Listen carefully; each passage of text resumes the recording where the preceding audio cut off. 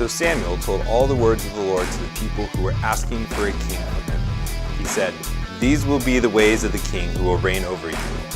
He will take your sons and appoint them to his chariots and to be his horsemen and to run before his chariots. And he will appoint for himself commanders of thousands and commanders of fifties, and some to plow his ground and to reap his harvest, and to make his implements of war and the equipment of his chariots. He will take your daughters to be perfumers and cooks and bakers. He will take the best of your fields and vineyards and olive orchards and give them to his servants. He will take 1/10 of your grain and of your vineyards and give it to his officers and to his servants. He will take your male servants and female servants and the best of your young men and your donkeys and put them to his work. He will take the 1/10 of your flocks and you shall be his slaves. And in that day you will cry out because of your king, whom you have chosen for yourselves. But the Lord will answer you in that day." Welcome to How to Build a Tent. This show is not about tent building, but how to make you successful. And part of being successful is understanding why we have a country, why we have an economy that allows us to start businesses, that allows us to be successful. That is what we're going to get into today. We're going to talk more about the scripture and the war that is going on, the back and forth of an individual having rights and establishing a government where an authoritative figure, an authoritative government takes what is yours and takes your property and uses it as its own. It is more relevant than ever today. I'm really excited to get into that. Before we do, we are part of the Fight, Laugh, Feast network. Go over to fightlaughfeast.com, put in HtBT in the memo field, and you'll get a great mug like this. 15 ounces, and it holds pure deliciousness.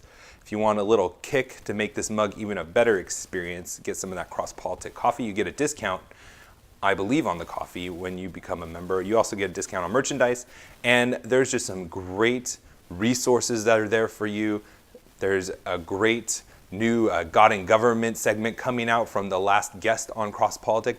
This show is so fitting to come after the Cross Politic show. I hope you caught it Sunday night, where they were talking about the different ways that we have kind of ceded our liberties through different state and local governments all the way up to the national governments, and how there's these power plays, how minimum wage really hurts our economy, it hurts the wealth of our society, the attack on the family. Those are all just perfect segue into what I want to talk about today. And I want to talk about Zuckerberg's call for regulation to help keep our elections secure, quote unquote, and to keep the internet honest, and a whole bunch of other noble things we'll get into in a little bit, which is just striking to me. And you should be asking yourself, like, why does Zuckerberg need the government to tell him what the right thing to do is? Zuckerberg is supposed to be this really smart guy. He came from Harvard. He has this company that does immensely complex algorithms. They are executing incredible business strategies. They're running a super complex company, and they're offering products that are incredibly complex, more complex than what it would be needed to do good and to, like, I think that's Google's model. But for Facebook to be able to prevent against the things they're asking for regulations about, and we'll get into a little bit of why they are doing that. If you want to reach out to me, which a lot of you do, I love hearing from you, especially on the other side of the world. I just had a great conversation with some people looking to do similar things to the vision of this show. This is proclaiming the gospel of Jesus and the authority of his word, and making you successful in business and your careers. And it's so great to connect with people with like-minded goals. Love hearing from you. Find me at HowToBuildATent.com. You can also find me on the social media sites, How to Build a Tent. Appreciate a follow. Just click the link below and give me a little follow. There's also the link to get to the Fight Laugh Feast page where you can subscribe. Get that mug, get those benefits, and you'll be coming alongside of us as we proclaim the Lordship of Jesus in every area of life. The last thing I'm going to say before we get into the show topic is I'm going to be coming out with my new website, where we are going to have a lot of great new stuff that's coming out. I'm thinking of branching out and getting you involved, thinking of a show, something like Reply All, where I want you guys to respond to a topic that I put out on the website and then hear your guys' comments or feedback on it. But instead of emailing me, I'm going to want you guys to record it. And you can either send audio, you can send video and audio, and we'll have follow-up shows based on those topics where you will actually be in the show. You'll be like a guest who has a rebuttal to what I'm saying, a disagreement to what I'm saying, a question to what I'm saying, and then I'll follow up that show with another show with the answer and have your clip actually in the show. And I'm just thinking through that. I think that'd be really cool. Like, that's something that I don't see too much in podcasts and shows, where getting the listeners actually involved. And we have the technology today to do it. You don't need to have a fancy microphone. You can just use your phone. You can use your headset that comes with your iPhone, and it'll be perfect quality for this. And you'll get a little taste of what it's like to record yourself, record your video, and you can just redo it as much as you want. And then we can show it on the show, and then we'll have more of an interaction. So I'm thinking of doing cool stuff like that on the website, and I would love to hear from you and your thoughts on that, or any ideas of what you would like to see. I'm going to branch out too. This is a business show, but we're going to be adding like politics, theology, philosophy, all those good things. I think we'll have a lot of good debates. I love those topics, and I'm looking forward to getting into them. So that is something to look forward to, and I'm really excited about, because I love talking about all of those things. Those are hobbies of mine as well as businesses. So really excited about that. So I totally had this article picked out where Zuckerberg is calling for regulations way before I even listened to the Cross Politics show, but it was just, again, a perfect follow-up to that. And I read that section that is in the Old Testament of the Bible, because I don't think a lot of us kind of realize, or some of us don't really take time to think through, that every area of our lives, and that's why kind of the play off of every area, we're proclaiming the Lordship of Jesus in every area of life. Every area of life is a battle. In Ephesians, it talks about how we're not battling against flesh and blood, but principalities and powers. And those battles happen in every part of our lives, in every part of this world, because God has proclaimed, God has declared, God has created, God has established that He is the ruler of this world, and those principalities and powers that as Christians we fight against are warring against that and looking to ways to destroy what God has created, the laws that He's created, which they will not be victorious over. But one of those areas is government power, and I love what the guys were talking about on Sunday with the Cross Politics show. If you haven't seen it, check it out, where they were talking about how we're ceding power that is not rightfully the government's to the government to take care of, and we are giving up our freedoms, or giving up our powers. And what that is basically a push and pull battle. That is, the more we give up pursuing God, the more we give up following God as a nation, the more we're going to turn to other gods, namely the government, to take care of us. And I think we see that pull through history of the United States. Is the more that we follow Christ, the less government we find we need, the less government plays a role, the less government takes our horses, takes our daughters, takes our sons, takes our livelihood, takes our property. And conversely, the more we flee from God, the bigger government gets, the more they take, the less freedom we have.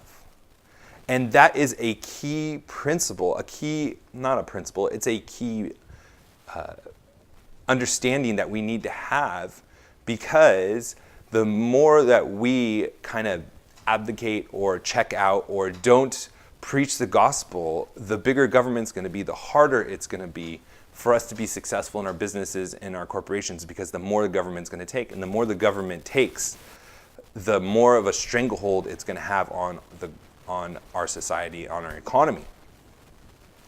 And to prove this point, I wanted to read a section that I often quote from Alexis de Tocqueville. He's a French guy from the 19th century, 1800s, 1830s. He went to America to find out, why is America prospering so well?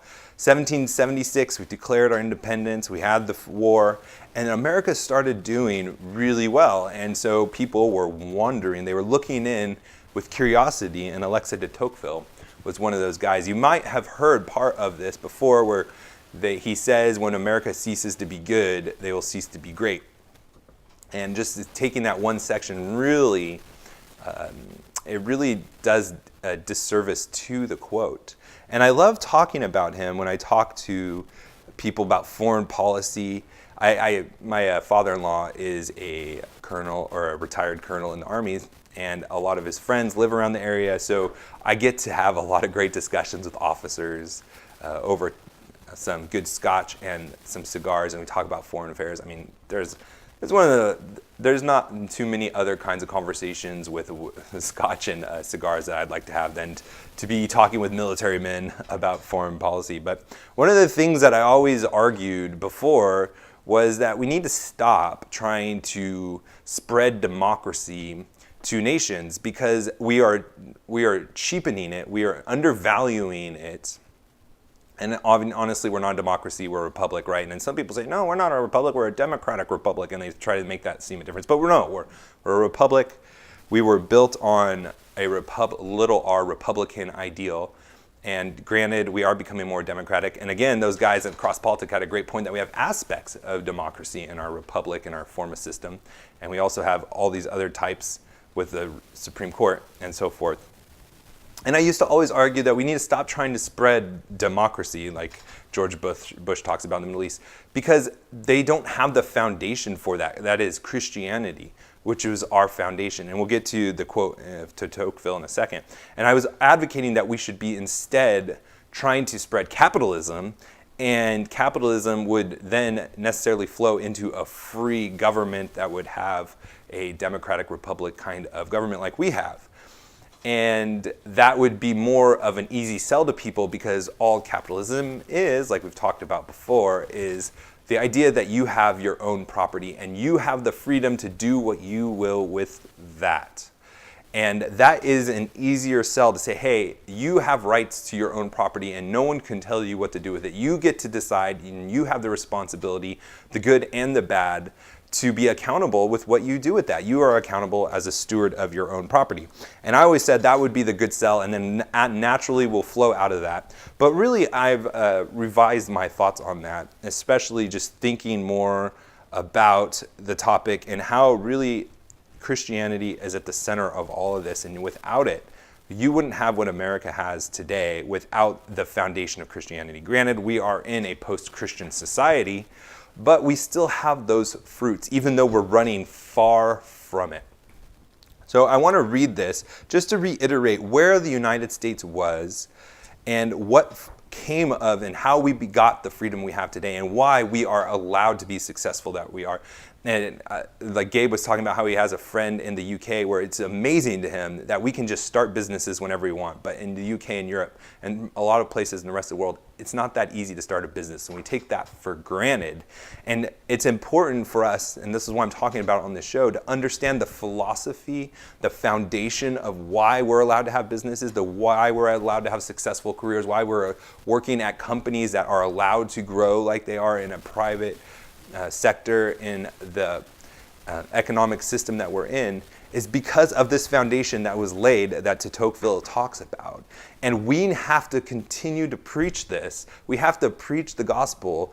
And I know it's like, preach the gospel so you can be successful. That's not what I mean by it at all. But the less we preach in all of these areas and show people the goodness of the gospel and why it's applicable even to business, we're going to start losing it. People are going to stop understanding the value of the freedoms we have because they don't have that foundation. And we're starting to see that with Zuckerberg as well. I always talk about how we need to evangelize I said that I used to say that we need to start with capitalism and then it'll bring it into democracy in foreign areas that aren't familiar with the foundational principles of America. But we're in a time now where the people that are leading companies like Zuckerberg, and especially in the tech world, who have these huge companies that are young guys that are leading these companies that have a huge impact, they don't know the founding of our country. They don't know what made us great. They don't know the shoulders of the people they're standing on. And we have to do that same evangelism of why capitalism exists, why we have the republic the way we have, why we have the freedoms we have, that we talk about that we need to export to foreign countries. We need to do that. We need to import that same message. All right, so this is Alexis de Tocqueville. He was, again, a 19th century French statesman, historian, philosopher. He traveled to America in the 1830s and to discover, again, he was looking into why is America successful. And this is a bit long, but it's so poetic and it does it justice. And again, it puts into context that good old quote that you've probably heard the piece of, that when America ceases to be good, they'll cease to be great. And here we go. Upon my arrival in the United States, the religious aspect of the country was the first thing that struck my attention. Again, this isn't just the founders. This was several years in the 1830s after the founders. So this is a tradition that is still continuing through America. This is the theme that is still through America. It wasn't just these founders, but it was the tenor, it was the tone of the country. The first thing that struck his attention was the religious aspect. I'm going on. And the longer I stayed there, the more I perceived the great political consequences resulting from this new state of things. I found they, religion and freedom, were intimately united and that they reigned in common over the same country. Religion in America must be regarded as the foremost of the political institutions of that country, for it does not impart a taste for freedom, it facilitates the use of it. Indeed, it is in this same point of view that the inhabitants of the United States themselves look upon religious belief. I do not know whether all Americans have a sincere faith in their religion, for who can search the human heart? But I am certain that they hold it to be indispensable to the maintenance of Republican institutions. And again, that's lowercase Republican, not the party. This opinion is not peculiar to a class of citizens or a party, but it belongs to the whole nation and every rank of society. In the United States, the sovereign authority is religious. There is no country in the world where the Christian religion retains a greater influence over the souls of men than in America. And there can be no greater proof of its utility and its conformity to human nature than that it influences is powerfully felt over the most enlightened and free nation on earth. In the United States, the influence of religion is not confined to the manners, but it extends to the intelligence of the people. Christianity therefore reigns without obstacle by universal consent. I sought for the key to the greatness and genius of America in her harbors, in her fertile fields and boundless forest, in her rich mines and vast world commerce, in her public school system and institutions of learning. I sought for it in her democratic Congress and her matchless Constitution. Not until I went into the churches of America and heard her pulpits flame with righteousness did I understand the secret of her genius and power. America is great because America is good. And if America ever ceases to be good, America will cease to be great. The safeguard of morality is religion, and morality is the best security of law as well as the surest pledge of freedom. The Americans combine the notions of Christianity and of liberty so intimately in their minds that it is impossible to make them conceive the one without the other. Christianity is the companion of liberty in all its conflicts, the cradle of its infancy, and the divine source of its claim. Two things I want you to get from this is, one is Tocqueville's understanding that freedom was intertwined with the Christian principles that the country lived out early on that set the framework and trajectory of what we have today in a capitalist society. You cannot have freedom without capitalism. You cannot have freedom without Christianity, without obeying God's law and what He's established in the world. And the second thing I want you to take from this is when he's talking about America ceasing to be good, then we will cease to be great.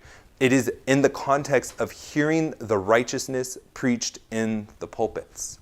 The more we reject God, Tocqueville knew this, that when we reject Christianity, what is binding us together as a country, the freedoms that we are enjoying, the success that we are having because we are clinging to the Christian principles. When we reject that, that's when we're going to stop being great. And that is what we are seeing with the Green New Deal, with Zuckerberg wanting regulations. Again, we've talked about this before. Why do big companies want regulations? Because it creates a moat and allows other competitors to be disincentivized and to have too high of a barrier to overcome to compete with these big companies. Building a social network takes a lot of time, it takes a lot of money, and it takes a lot of hard work because social media companies don't become valuable until a lot of people are joining and are participating. So how do you do that?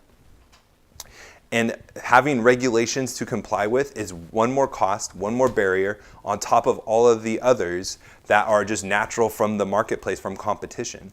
And Mark knows this. He's not stupid. He doesn't need the government to tell him how to get the Russians to stop manipulating the system, to manipulate his platform. He can do this on their own.